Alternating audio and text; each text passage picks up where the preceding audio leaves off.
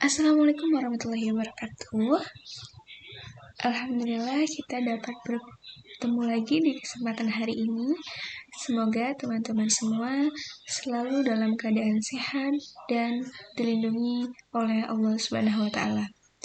Pada kesempatan kali ini kita akan belajar mengenai pembelajaran bahasa Indonesia tentang salah satu karya bahasa Indonesia yaitu pantun.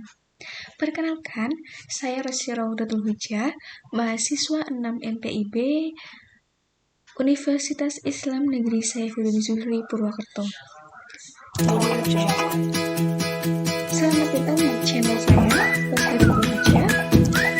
Nah, di kesempatan kali ini kita akan belajar mengenai pembelajaran bahasa Indonesia tentang pantun.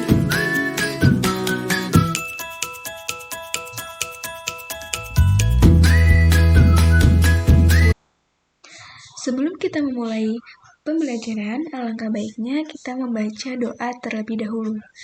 Bismillahirrahmanirrahim. Raditu billahi robba wa bil islami dina wa bi Muhammadin nabiyya wa rasula rabbi zidni ilma warzuqni fahma. Amin. Karena kita sudah membaca doa, langsung saja kita masuk ke pembahasan hari ini. Sebelum kita masuk ke pembelajaran hari ini, ada beberapa tujuan pembelajaran yang ditujukan mengapa kita perlu belajar tentang pantun.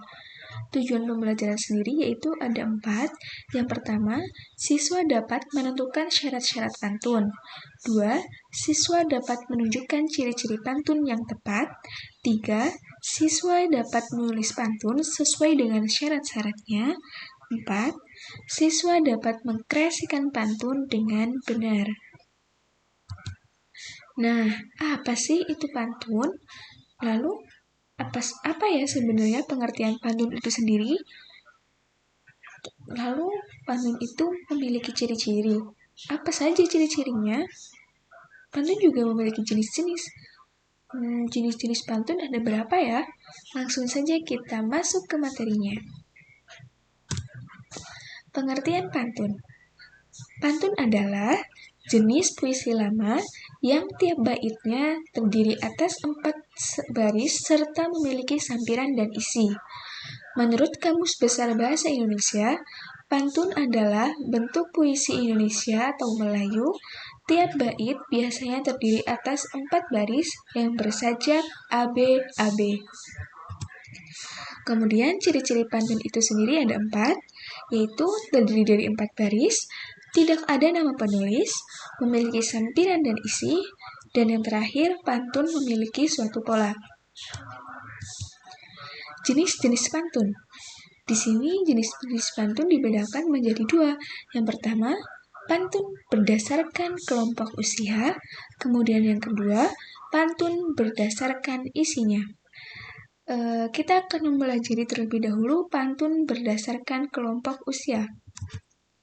Pantun berdasarkan kelompok usia ini dibedakan menjadi beberapa bagian. Yang pertama kita akan membahas tentang pantun anak-anak. Pantun anak-anak adalah jenis pantun yang mempunyai hubungan dengan masa kanak-kanak.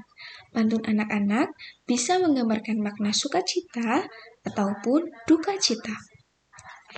Contoh dari pantun anak-anak itu sendiri yaitu jalan-jalan ke kota tua, tidak lupa membeli gabah, hati ini begitu gembira mendapat nilai bagus di sekolah.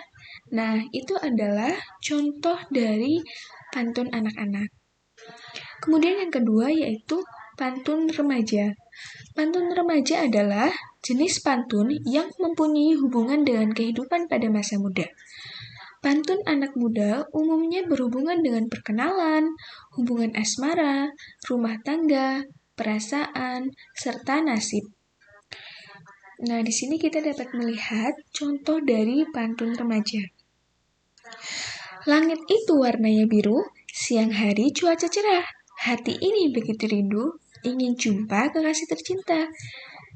Nah, itu adalah salah satu contoh dari pantun remaja. Pantun remaja ini memiliki makna bahwa si penulis pantun ini sangat merindukan kekasih tercintanya. Jadi pantun ini tuh berhubungan dengan hubungan asmara atau bisa juga berhubungan dengan perasaan. Karena kita dapat melihat pada baris yang keempat, yaitu ingin jumpa kekasih tercinta. Jadi ini berhubungan dengan hubungan asmara atau perasaan. Yang ketiga yaitu pantun orang tua. Pantun orang tua ini masih masuk dalam jenis pantun yang dikelompokkan berdasarkan usianya.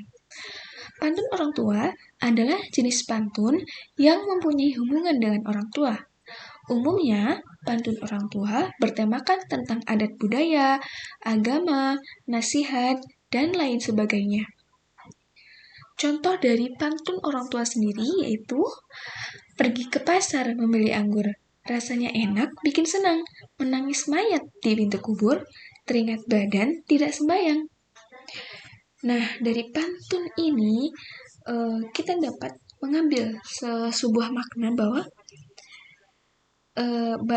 ketika seseorang itu meninggal dan tidak pernah melakukan ibadah sembahyang, maka mayat itu akan menangis di pintu kubur karena ia menyesal atas perbuatannya yang tidak pernah beribadah sholat kepada Allah Subhanahu wa Ta'ala. Jadi pantun ini masuk ke dalam jenis pantun orang tua. Oke, lanjut, kita akan membahas mengenai pantun berdasarkan kelompok isinya. Jadi pantun berdasarkan kelompok isinya ini juga dibagi menjadi beberapa bagian. Yang pertama kita bisa melihat ada pantun nasib. Pantun nasib adalah jenis pantun yang menceritakan keadaan diri. Pantun nasib biasanya menceritakan keadaan seseorang saat berada di perantauan. Contoh dari pantun ini yaitu pohon randu bunga selasih. Bila berteman, jangan bergaduh. Sangat rindu dengan kekasih. Sayang badan sangatlah jauh.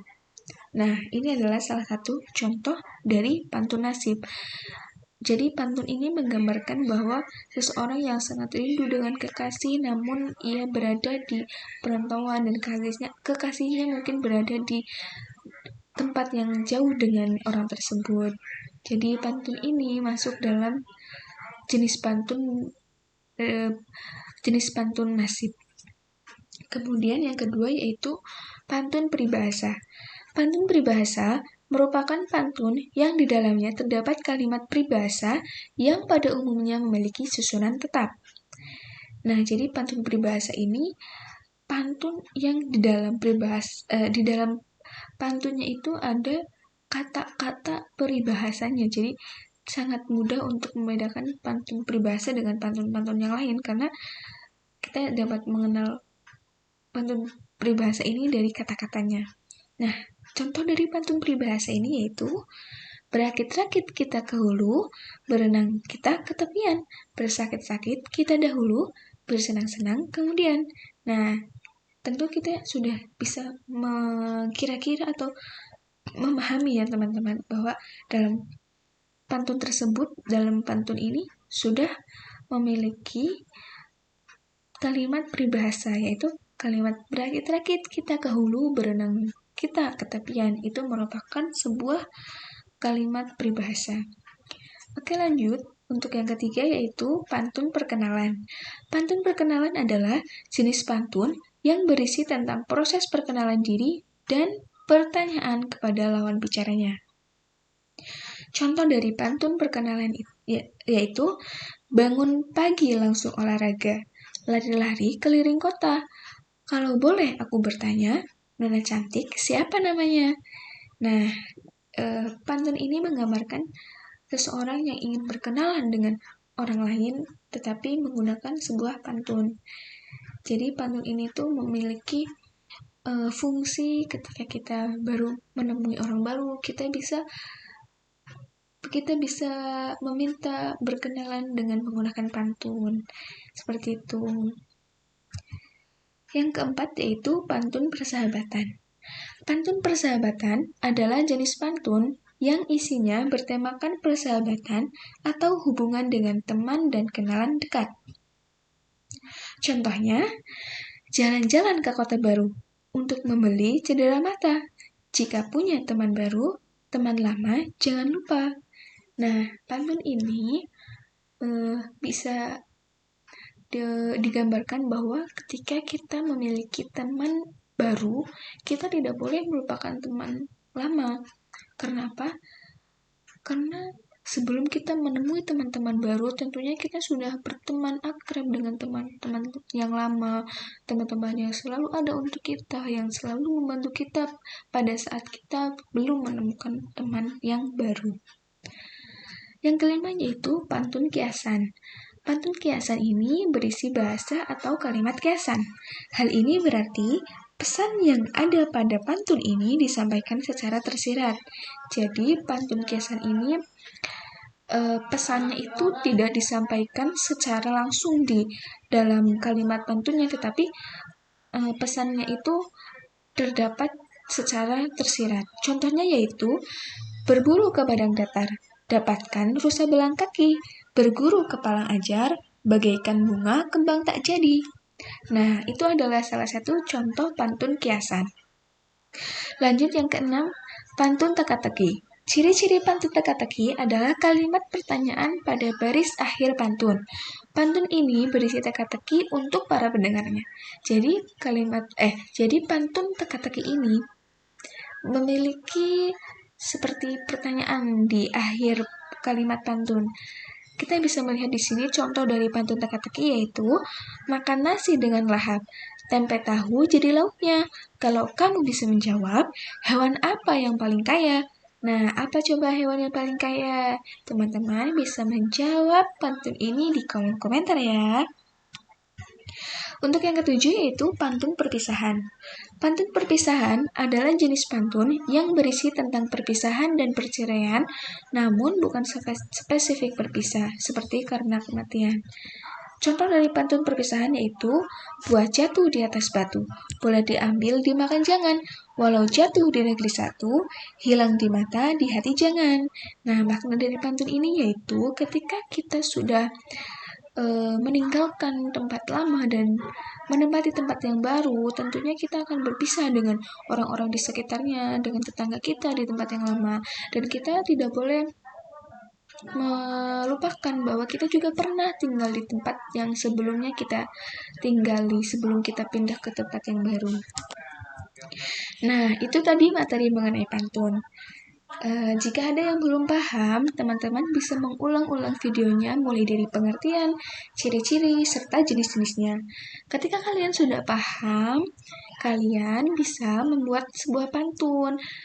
Caranya kalian harus memahami dulu pengertian pantun terlebih dahulu seperti yang sudah dijelaskan di awal. Kemudian kalian juga harus memahami ciri-ciri pantun. Kemudian kalian juga harus memahami jenis-jenis pantun. Nah, sebelum saya tutup videonya, di sini saya memiliki 3 pantun. Teman-teman bisa menjawab pantun di bawah ini dan bisa membedakan pantun di bawah ini sesuai dengan jenisnya. Teman-teman bisa tulis jawaban kalian di kolom komentar ya. Semangat teman-teman. Semoga kita bisa menjadi orang sukses di kemudian hari. Terima kasih karena sudah menyaksikan video saya.